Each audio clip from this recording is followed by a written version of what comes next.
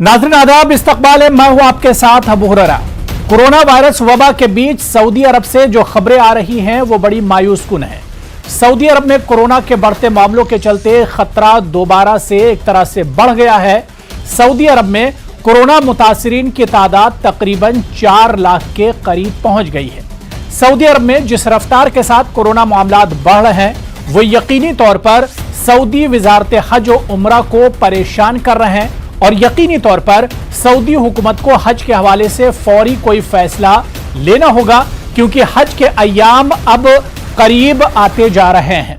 जुलाई के वस्त में दुनिया भर से आज़मीन हज की मुकद्दस सफर पर रवानगी होती है और इस रवानगी का एक तरह से सिलसिला शुरू होता है। ताहम कोरोना वायरस की वजह से अभी तक बहुत कुछ तैयारियां नहीं हो पाई हैं, बल्कि सऊदी हुकूमत ने हालिया दिनों कई ममालिक की परवाजें भी एक तरह से बंद कर दी हैं। आपको याद दिलाते चलें कि कोरोना वायरस के चलते ही साल 2020 में भी फरीज़े हज को महदूद किया गया था। साल 2020 में गैर मुल्की आज़मीन पर पाबंदी थी, हज नहीं हो पाया था, बल्कि फरीज़े हज को बहुत महदूद तरीके से एक तरह से अंजाम दिया गया था। साल 2020 में कोरोना प्रोटोकॉल से बहुत महदूद तरीके पर हज हुआ था। मकामात मुकद्दसा में फर्दन लोगों को जाने की इजाजत दी गई थी।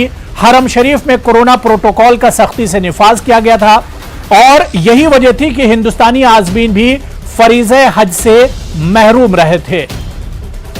आज इसी पर हम बात करेंगे कि क्या हज 2021 पर भी गैर यकीनी के बादल मंडला रहे हैं। इसी पर बात करेंगे। मेरे साथ बहुत खास मेहमान जुड़े हुए हैं। बहुत जल्दी अपने मेहमानों का आपसे तारुफ करा देता हूं। मेरे साथ डॉक्टर शारिक अकील साहब, सीए